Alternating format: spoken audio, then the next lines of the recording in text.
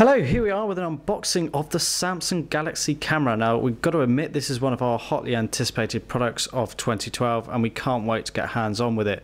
Here we have the white one, and you can see from the packaging here the standout features are the 16 megapixel sensor, optical zoom of 21 times and a 23mm wide zoom lens. So here is all the official sort of packaging, the seals on the side.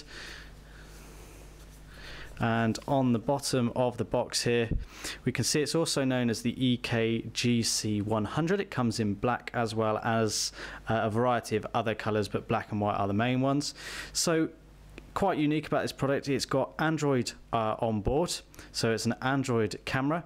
It's got a 4.8 inch Super AMOLED HD display. It's got 3G on board. It's got a SIM card slot. You can't make calls or send text messages or anything, but you can use it to connect to the internet through 3G and share your content.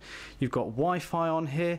You've got a quad-core 1.4 gigahertz processor. You've got the 16 megapixel sensor, and you've got the 4.8 inch display as we've mentioned, and we've got Android Jelly Bean on here. So without further ado, let's get in and take a look at this product. So pulling it out, here is the camera. We'll come back to that in a moment, and let's take a look at what else you get in the box. So you get a quick start guide and sort of other documentation as you'd come to expect. We've got a white mains adapter with USB connection on the top. We've got the pop-out piece there for the little adapter that goes in there to make that a 3-pin UK mains adapter. And into here you'll connect the provided USB cable. So you've got a full USB connection at one end and a micro USB connection at the other. So that's for charging or for connecting the device to a computer. Also included is a white strap. Now we have to presume that in the black box you would get a black coloured strap to match the camera, and then you also get a battery, which is a 1650 milliamp hour battery. So taking a look around the device then. Now first things first, we've got to say this is quite big. The pictures don't really give you the impression of how big this camera is. It's not to say it's cumbersome, but it's much bigger than you might expect from the photos. Okay, look at the dimensions and you get a realistic size. But on the back here we've got this whopping 4.8 inch Super HD AMOLED display. On the top here we've got the flash, which we can pop out using the button on the side here. You've got a little flash button, and you've got down here the loudspeaker. You've got the power button on the top there. You've got a microphone, and you've got the zoom controls like a traditional compact camera, and you've got the shutter button there as well. Coming around to the side of the device, you've got a 3.5mm headphone jack. You've got the micro USB connection under the cover like so. You've got the lanyard strap there. On the bottom we've got a cover under which we find the battery port. We've got a micro SD memory card slot there. Now we've already inserted a 8GB card into there, and we're just going to pop in the battery like so. So in goes the 1650 milliamp hour battery, and there is the SIM card slot. It's a micro SIM card slot, and we've got a 3G SIM there. You've also got the micro HDMI connection there for connecting this to an HD display, so we can put the cover back over like that, and when closed we can also access the HDMI port through this little cover here as well. We've then got the 1/4 inch tripod mount, got serial information, and then we're back round to the side with the flash.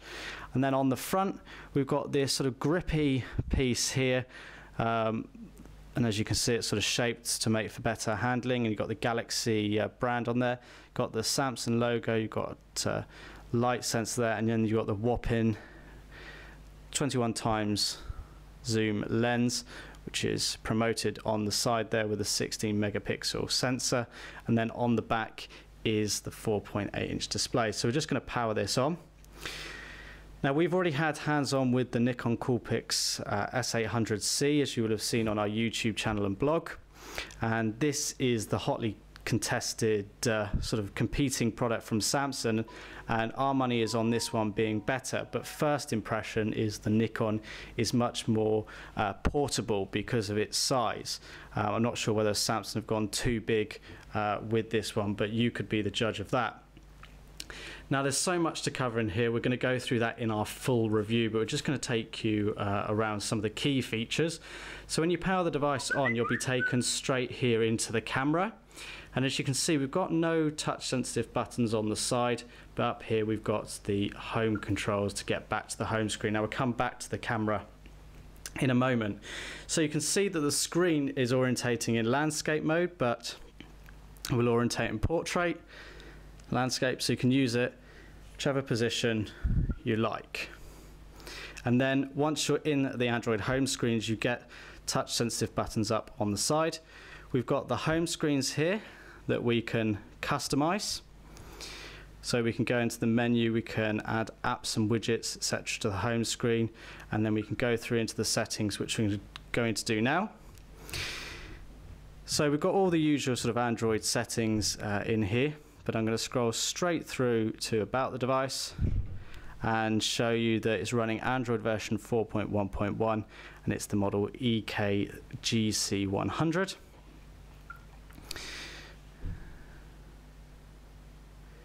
Then I'm going to show you the memory on board here. So there's 8 GB of memory in total in this device as standard. Now it reads that you've got a total space of 3.97. That's because you've got the operating system installed, and then once you've added a few other little bits that Samsung have had on over and above the operating system, you've got about 3.57 gig available. We've then mounted an SD card in here as well for additional storage. So those are all your settings. We're connected over Wi-Fi here. Now to demonstrate that, I've got a shortcut here to the web browser. Just going to go into Chrome, and you can see that we're going to the Clove website. Go into desktop view, and we can navigate around the page like we would on a normal smartphone. Best way to really think of this camera is a Samsung Galaxy S3 with a massive, great, super lens on the front and an uprated camera. So going back to the home screens then, at all times we've got this camera icon at the side here so we can get straight into the camera. And let's go and look at the camera then.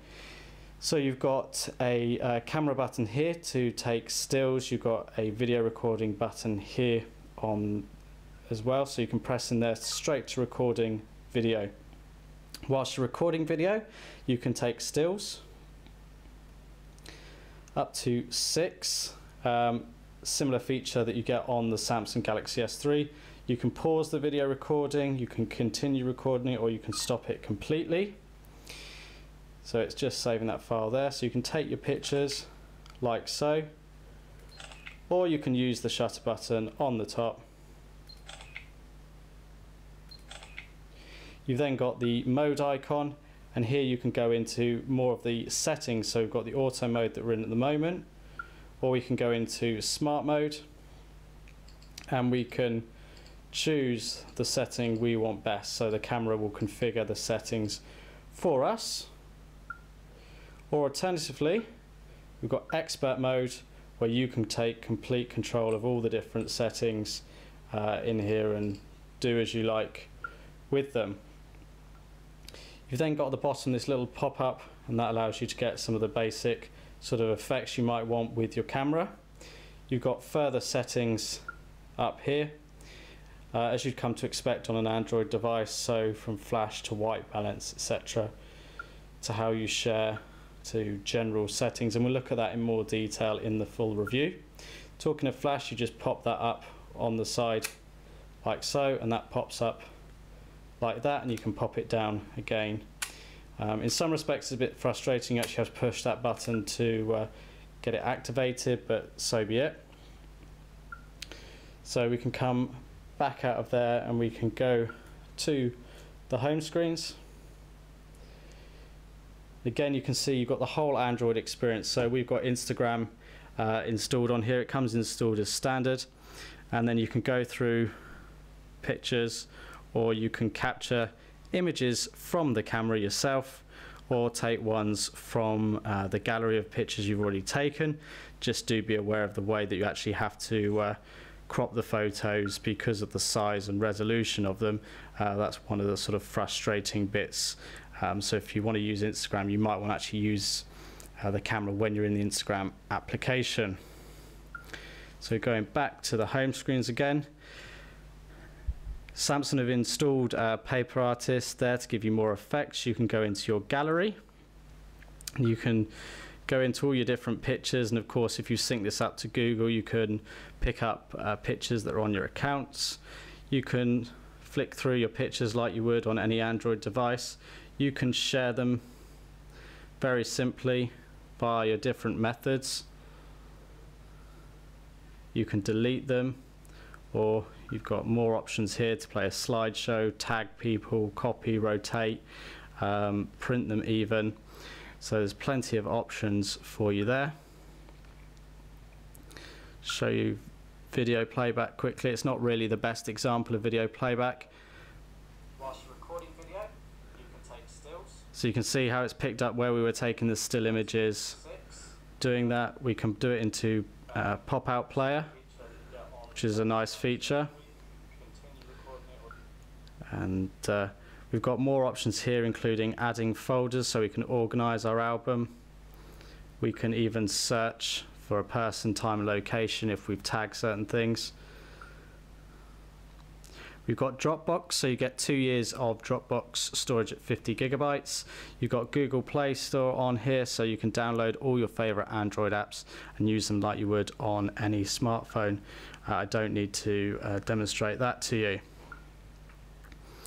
You've got Photo Wizard and Video Editor on board here, which we'll come back to in the full review, but you can see how Samsung have gone to a lot of effort to actually allow you to use and get full functionality from this. You've got your apps, as you can sort of see all here. So File Explorer, YouTube, Google Talk, navigation, all sort of built in here.